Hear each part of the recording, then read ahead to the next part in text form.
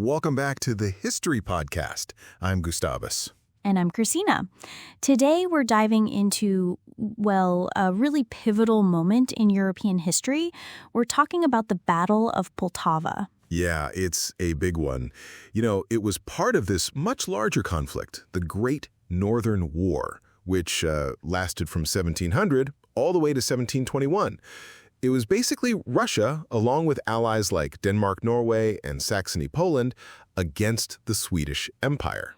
And initially, Sweden was pretty dominant, right? They had these early victories, but Russia, to their credit, they really rebuilt their military and they started pushing back, trying to contest Sweden's power in the Baltic region.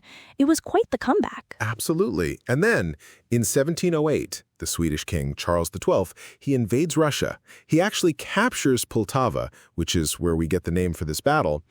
His big idea was to defeat Peter the Great's army before any reinforcements could arrive. Which sounds like a good strategy in theory, but, he was also counting on support from Ukrainian Cossacks, led by Hetman Ivan Mazepa, who had actually defected from Russia. So a lot of moving parts. Yeah, a lot of pieces on the chessboard there.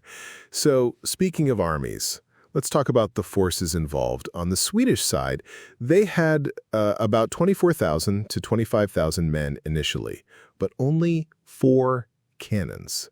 Can you believe it? 4 cannons. That's wild. And they were already kind of, weakened due to casualties and supply issues, eventually dropping to maybe 17,000 to 24,000.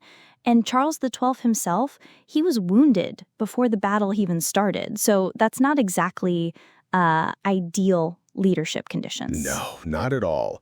Well, on the Russian side, they were much better equipped. Clearly, they had somewhere between 42,500 and 80,000 men and a whopping 102 artillery pieces. Quite the difference. And they were led by Tsar Peter, IV, himself, and Prince Alexander Menshikov. Yeah, a clear advantage in numbers and firepower for Russia. So the campaign to Poltava itself, Charles actually laid siege to the city starting in April of 1709. But his early assaults, they really kind of failed.